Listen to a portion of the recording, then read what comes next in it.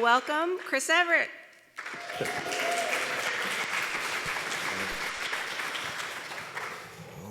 All right. How's everyone doing today?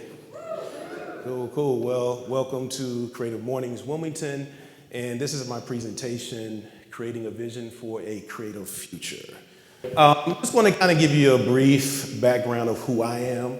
Filmmaker, a lot of people, how many people have heard of Wilmington on Fire?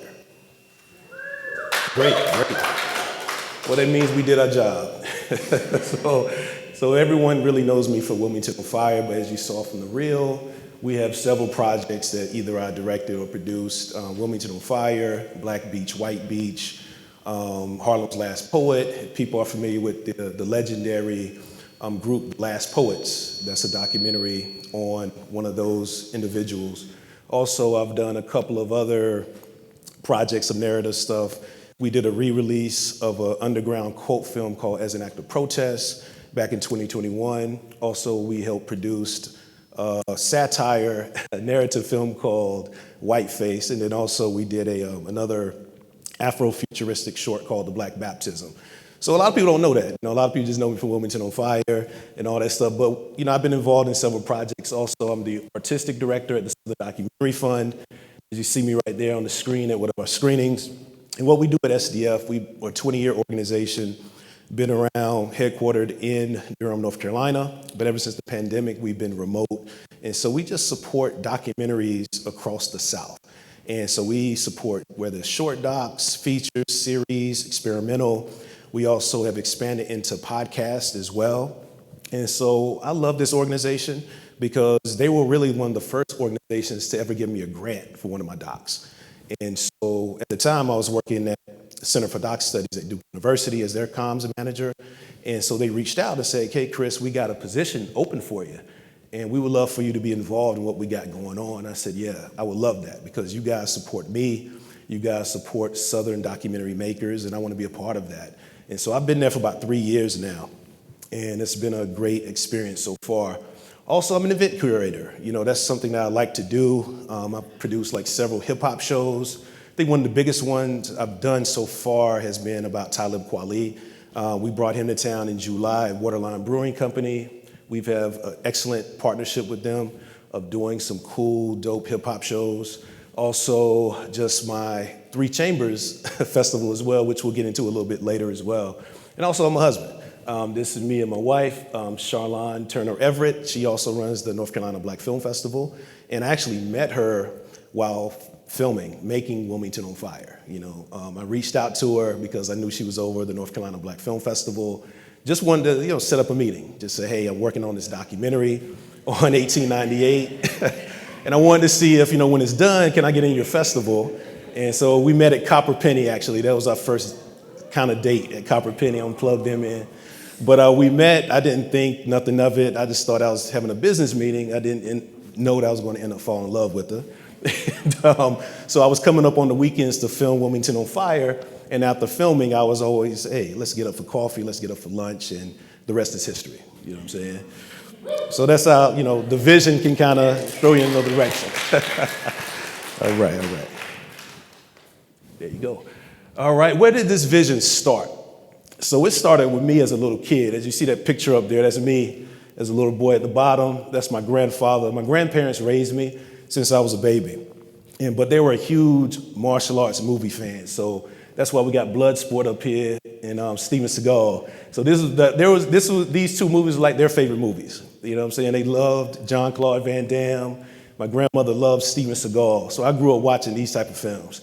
So, not the best acting in the world per se, but, it was fun for me, and also it was cool that I actually met the guy years later who actually Van Damme plays, Frank Dukes, actually met him in person. He actually studied under Grandmaster Vic Moore, who I did a documentary on. And so, how this stuff kind of comes, down the road is pretty cool. But this is how I got my start, of just my passion for loving martial arts movies. So it wasn't documentaries that really kind of made me want to do film. I wanted to do action movies. I wanted to do martial arts movies. And also Ninja Turtles. That was like my favorite thing as a kid. That was also shot here in Wilmington back in the day, you know what I'm saying? So, this is how I got my start. All right. And then so, growing up and everything, as you see, this is a much slimmer Christopher Everett back in the day. So, yeah, growing up, like I said, I wanted to be in the movies rather than make them. And so I wanted to be like the black version of John Claude Van Damme, really. You know what I'm saying? So these are some of my early headshots. These are some films that I was in, little small independent films. I would say this is like around 2005, 2006. So I kind of got my start. It wasn't behind the camera. It was in front of it. So I did like a lot of commercials, student film projects, indie films, modeling gigs, stuff like that. And so, yeah, this is how I was. But I thought that this was my calling. This was really my vision overall, was to be a Hollywood star and kind of make it big. But, things don't work out. You know what I'm saying? So I moved to Atlanta. Stuff didn't work out. And so I said, you know what? Let me go ahead and start trying to make my own films. So the vision kind of changed up a little bit. The vision my whole life was to become a Hollywood actor and like a superstar. I didn't really care about the acting part. I just wanted to be, I just wanted to be a movie star. You know what I'm saying? I knew I wasn't the best actor, but I said, you know what? Let me keep myself in shape and look good, and maybe something might happen. But it just didn't work out. So I said, you know what? I want to start making my own films, telling my own stories. How about I do documentaries? Because I love Black history and culture. So reclaiming our history and culture. So like I said, originally I'm from a small town, Laurinburg, North Carolina. It's about an hour and 30 minutes from here. So if you're leaving Wilmington, going across Cape Fear River Bridge, straight on 74, about an hour and a half from here, you run right through it, kind of like the midpoint to go into Charlotte, little small country rural town. That's where I'm from. And so growing up there, the Laurinburg Institute played a huge influence in my life. The Laurinburg Institute is pretty much a historical Black boarding and day school. It's opened up in 1904, been in the same family for 3 generations. I grew up with the guy who's the grandson of the founders. We all went to the same church together. My godfather was the alumni president for years. He's the one that actually gave me this picture. Also right here on the right is my great aunt as well. So we have a lot of Everetts that have a lot of history in that school. And so I decided to, you know what? No one's ever done a documentary on it. Let me try to do this as my first film. So a lot of people don't know that this was actually my first attempt to do a documentary. And so I decided to try to do it. And I totally failed at it. You know what I'm saying? I didn't finish it. I didn't know what I was doing.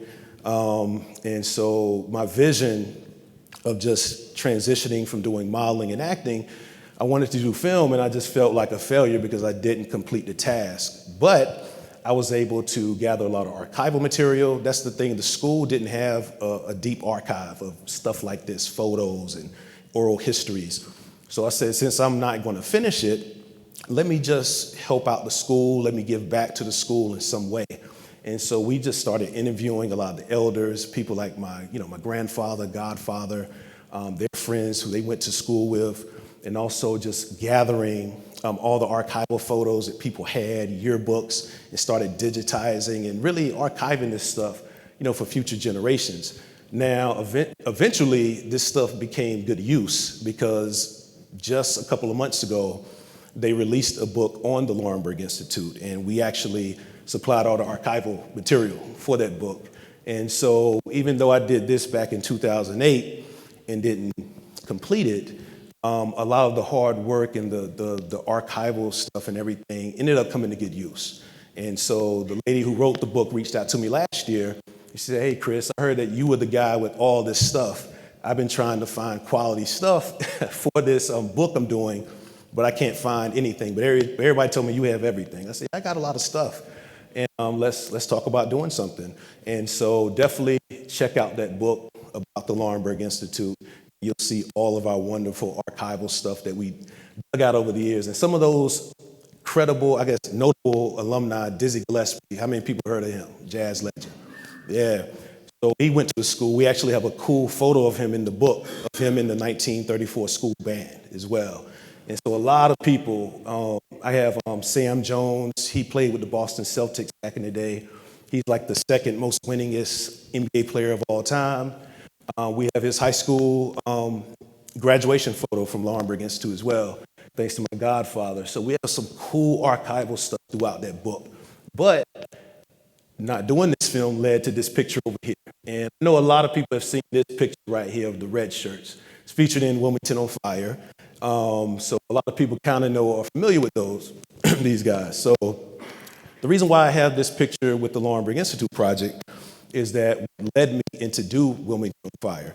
And so what led me into doing Wilmington on Fire is finding out the connection with Laurenburg with 1898 in Wilmington. And so these pictures of red shirts are actually, they're pictured in Laurenburg. And so the only pictures of red shirts that you'll probably see are pictures of red shirts in Laurenburg. And then also red shirts in Laurenburg actually came to Wilmington during the 1898 massacre and participated in the massacre. And so that's when I found that connection. I said, you know what? Let me go and try to tackle this story. Thus, Wilmington 1898, Wilmington on Fire. So after not completing that film, I decided to go back to the drawing board and say, you know what project can I do? And then learning about the Laurenburg connection with 1898 and Wilmington, I said, you know what, let me do a film on the 1898 massacre. And I came up with a couple of titles, and Wilmington on Fire was just a title. I had a notebook, about 10 titles, and this one was the one that stuck out. And so we did that film, and if people know just the history of it, this is the Encore magazine. I know a lot of people remember Encore. It was a great publication here for arts back in the day, and they actually gave us one of my first covers, and this is when we screened it, had the world premiere at Cucalores Film Festival, and they did this write-up and article. And ever since that debut, November 2015, next year will be 10 years. It's been on ever since, and so it's been a grassroots effort to get this history out. We've screened all over the country, several parts of the world, and like I said, next year will be 10 years, but we still constantly screen. I just did a screening last week in UConn, for African American history class. And so people still want to engage with the film. These are some of the first kind of early screenings in Durham. You see the Wilmington on Fire sold out. We've had several of those over the past 10 years. Also, this is a huge supporter. People are familiar with the NBA, David West. He's rocking the Wilmington on Fire shirt. Former NBA player, he actually gave us the finishing funds for Wilmington on Fire, and he's always been a huge supporter of what we do. He's local to North Carolina, really interested in Black history and culture. That's when he reached out and wanted to get involved. But that's how we really completed this thing. Really, he came in at the end to give us a lifeline to get this thing out to the world. And so after that, there you go, the vision after Wilmington on Fire. And I kind of listed some of these films, just as my brief intro. What I wanted to do, I just made a film. I made Wilmington on Fire, kind of like, let me try to do something different with my career. But I didn't know that I was actually going to be successful with this film. I just made the film and I was going to move on to something else. But it kind of just took a life on itself, and everyone said, hey, what's your next stuff? What's your next stuff? And I said, you know what? I think I can actually make films kind of full time now and do something with this. There's so many stories out here. Let me get involved. And so the filmmaker of Black Beach, White Beach, he reached out. He came to one of my Durham screenings, was a huge fan of Wilmington on Fire, and wanted me to be involved with that as a producer. And I said, man, I've never produced anything. I've only kind of directed my own stuff. But it was the first time of producing. Went well. The film got picked up for distribution. It debuted at Cucalores. And I think it was one of the only films that's ever gotten offered a distribution deal at Cucalores.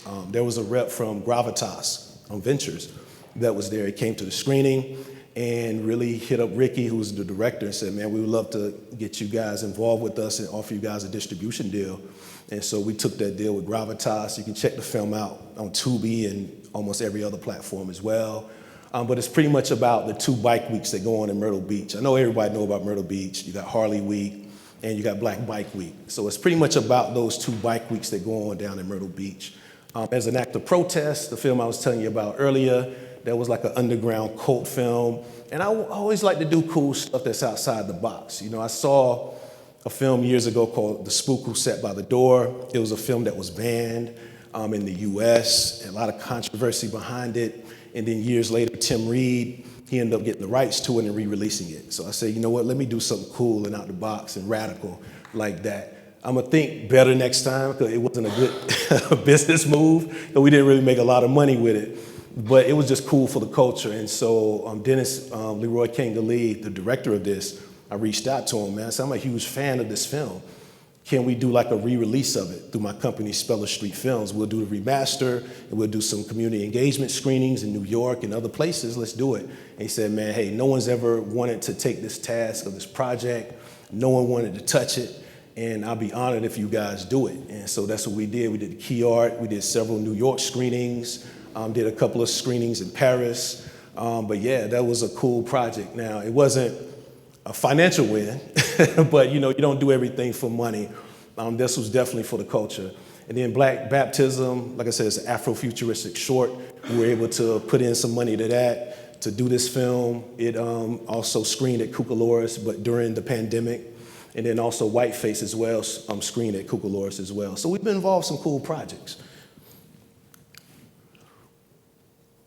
And then also after Wilmington on Fire, I wanted to start doing the next directorial debut.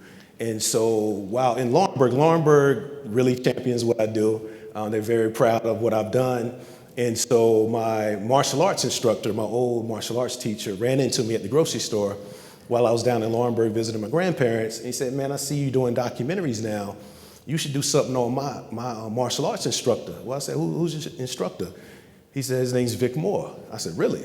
I said, okay. I said, man, I've heard about this dude because I saw an article online talking about 12 black martial artists that you never heard of, and he was listed as one of them. I said, I would love to connect and maybe talk about doing something. And then it just didn't happen. And then a good friend of mine, Abdullah, who runs Sokoto House, me and him were talking and just catching up. And he said, I was telling him, I said, man, I've been trying to get up with this dude named Vic Moore. I'm trying to do a doc on him. He said, you know what? He's one of my teachers, man. I'll definitely connect you. And so Abdullah made that connection for me, and then the rest is history. That's the official poster that we have out right now of Grandmaster. That's him, just talking about his golden era. That's him and Chuck Norris back in the day. So Vic Moore, 4-time world karate champion. He's fought people like Chuck Norris, did an infamous speed competition against Bruce Lee back in the day. He's overall one of the greatest martial artists ever. But a lot of people don't know about him. And a lot of people don't know about the contribution of black martial artists as well. And so I say, this is an important piece of history that a lot of people don't know about, just like how I tackled the issue of 1898 in Wilmington. And so let's do this. And so that happened, and we started filming. And then out of that bred to, our culture being documented. And this is me, Ben Chavis, and my good friend Curtis John of the Theater. So me and Curtis decided, hey, Chris, you're doing all these cool docs. You love documentaries. I love them as well. We need to create something that kind of just showcases black documentary as an art form, everything, and really bring these film screenings and events to our community. And so we came up with the whole theme of Black Docs. That's our logo right there. And so Black Docs was really an initiative we kind of created during the pandemic. At first, we started off just doing virtual screenings, and then after the pandemic, we started doing in-person events. And so it was just a way for us to do something different, to really showcase documentary through the black lens. So highlighting black documentary filmmakers, black documentaries on culture, art, history, whatever. And I think this was our biggest Black Doc event right here that we did last October. So we were able to work with the Haile Gerima estate. He actually did a documentary on the Wilmington 10. How many people are familiar with the Wilmington 10? So Haile Gerima actually filmed this film back in 1976, and he never put it out. He would do like screenings here and there. He had everything on 35 millimeter reel. And so a few years ago, the Academy of Motion Pictures sent out a press release saying that they did the 4K restoration of his film. And so I knew Curtis had a connect there. I said, man, reach out, man, because we need to do a screening of this. And so he reached out. It took us a whole year to get everything finalized. It was back and forth with the Academy, back and forth with the Haile Gerima estate, but we finally made it happen. And so we did the screening of the film. And that was the first time that the 4K restoration was screened in the South. Prior to this screening, they only think in LA, New York, and Chicago. And so we had the actual South premiere 4K screening. And luckily, once we started promoting, Ben Chavis reached out. He wanted to be there. We also had Willie Vereen and Wayne Moore. So we had three Wilmington 10 guys there. It was their first time seeing the film as well. But like I said, no one actually has seen this film a lot like that. And so we had a sold out event. It was great. It was powerful. And that's kind of like one of our highlights that we want to do. We want to continue to do those things as well. But we don't care. Where is Wilmington on fire too? You know what I'm saying? So I get that a lot, with some of this stuff that we're trying to do, whether it's Black Docs or producing other projects. But that's why it's kind of taken a while for Wilmington on Fire 2 to come out. As you see, we're working on several things. We're producing for other projects. We have the Black Docs initiative that we're working on as well, and also the Grand Master project. But Wilmington on Fire 2 is coming, and so I started filming Wilmington on Fire 2. That's why I said with this whole thing of vision, your vision can kind of come up and down and go in different directions, but it's also going to center your back. And so Wilmington on Fire 2, in 2020, right before the pandemic, I ended up getting real sick. Found out I was type 2 diabetic. And so it happened, I think 2 months later, that's when the world shut down with the pandemic. And then I saw what was happening in Wilmington, the changes that was happening, the murder of George Floyd.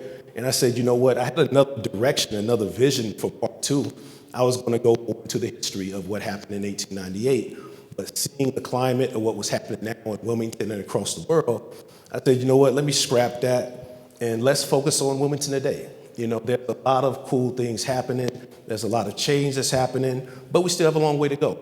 And I want to highlight individuals that are doing some amazing things, because I think anytime we would hear about 1898, it was always either about the 1898 massacre or something negative. And I said, you know what, we've already covered all the history of 1898. We don't know about the stories of the people living here now. And I said, let's do it that way.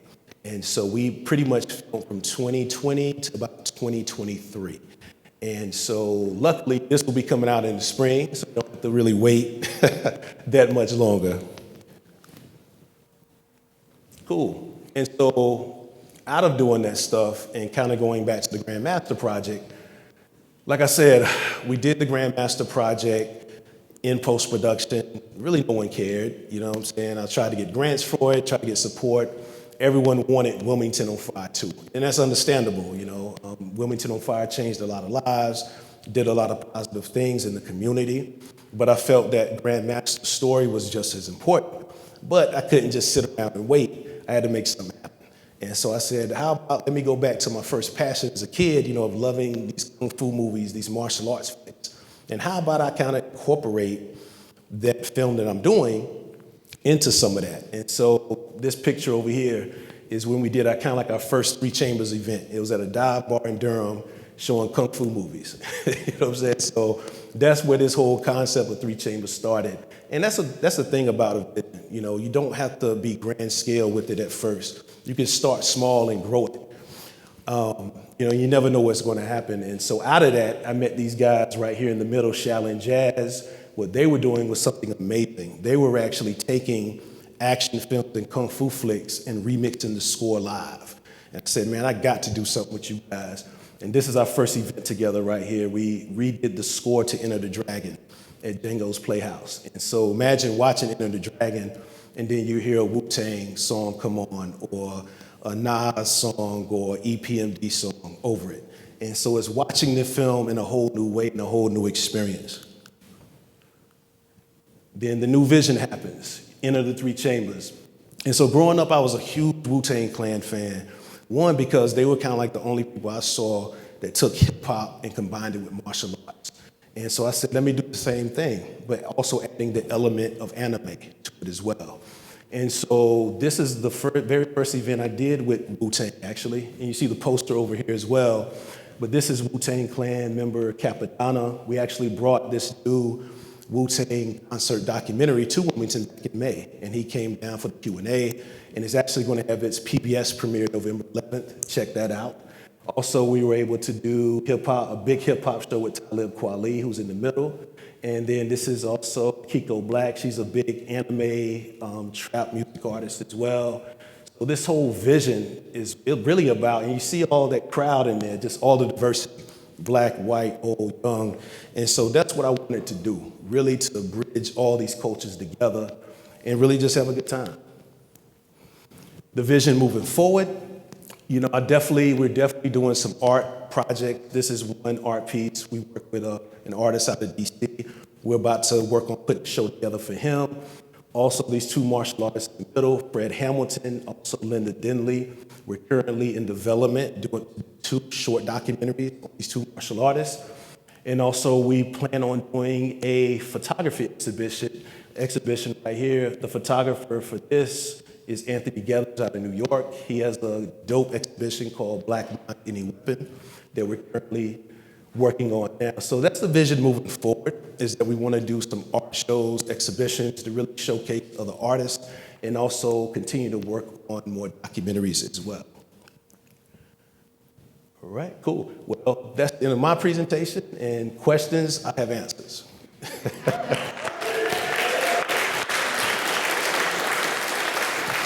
right. Any questions? Comments? There you go. Give the date and times of 3 Chambers. I'm going to go ahead and plug that in a little bit. So 3 Chambers Fest is going to be our 2nd year, December 4th through the 7th. Several venues throughout Wilmington. We have, who's familiar with The Last Dragon? Barry Gordy's The Last Dragon. We got a couple hands.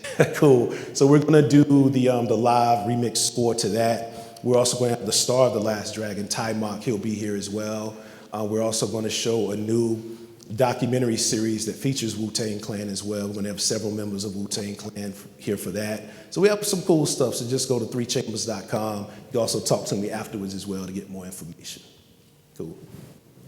I'm here to be here, and I've heard about Wilmington on Fire, but I haven't seen it. How can we see Wilmington on Fire? Yeah, easily. So right now you can go to Amazon.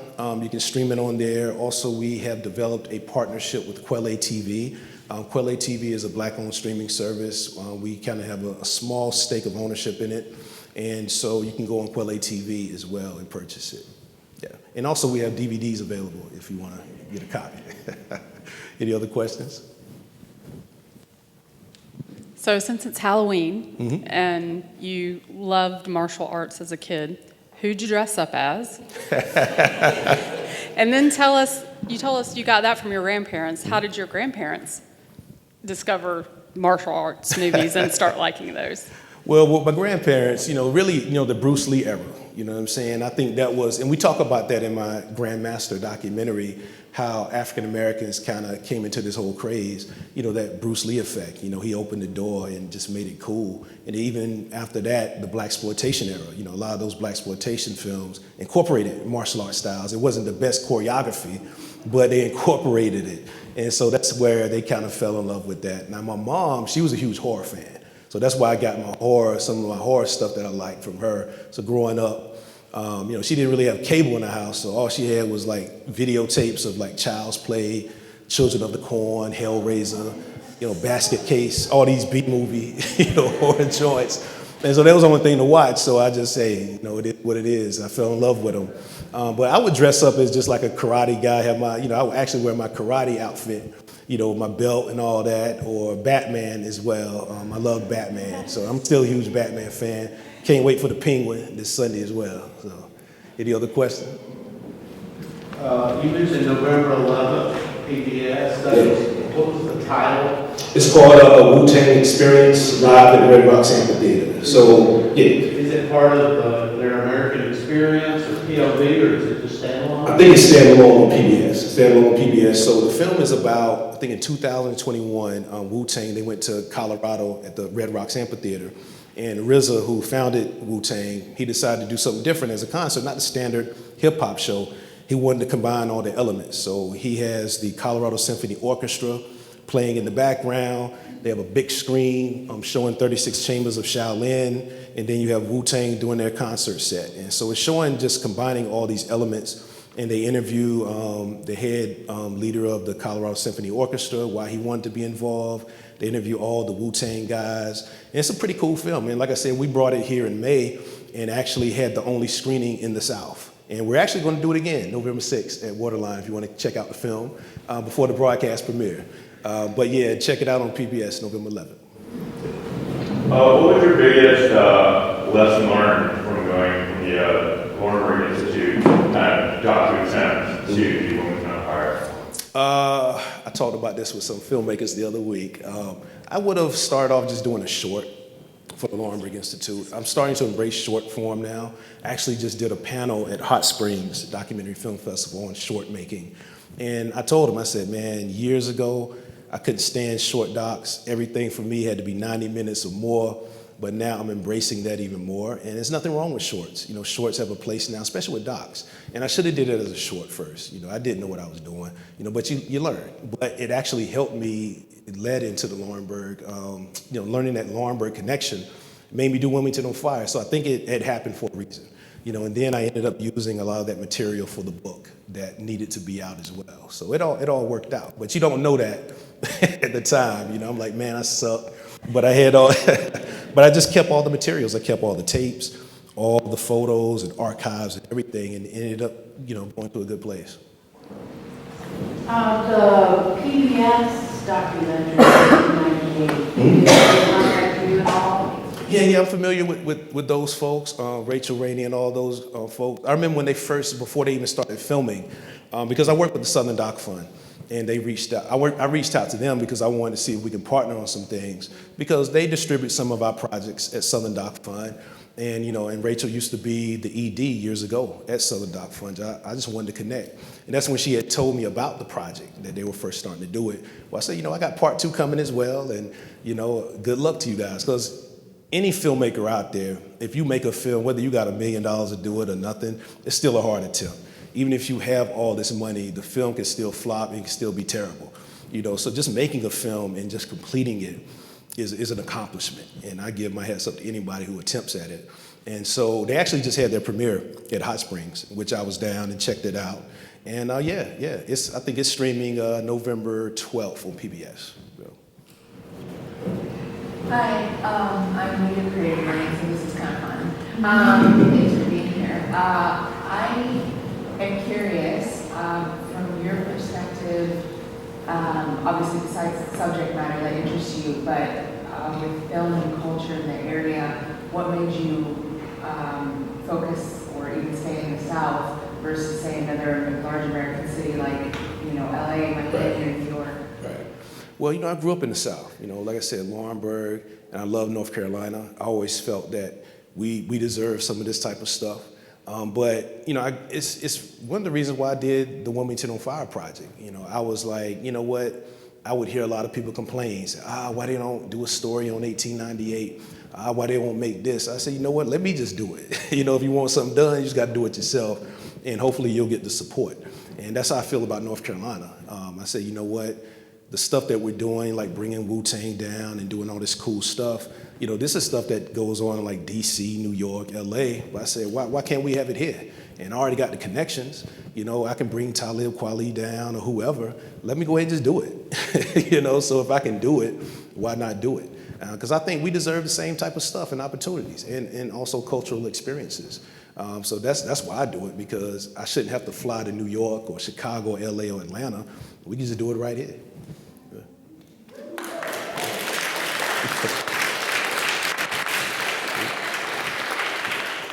Thank you, Chris. I'm going to do a little bit of housekeeping before we. So, Cam, some of you filled out for a raffle for a membership, so they had to run to meetings. So I'm going to choose the person who wins the membership. Let's see. There's no one on there. Okay. Oh, I see. Okay, if anyone has their coupons, 632170. Woo-hoo! All right. I'll get your information to the front, and we'll go from there.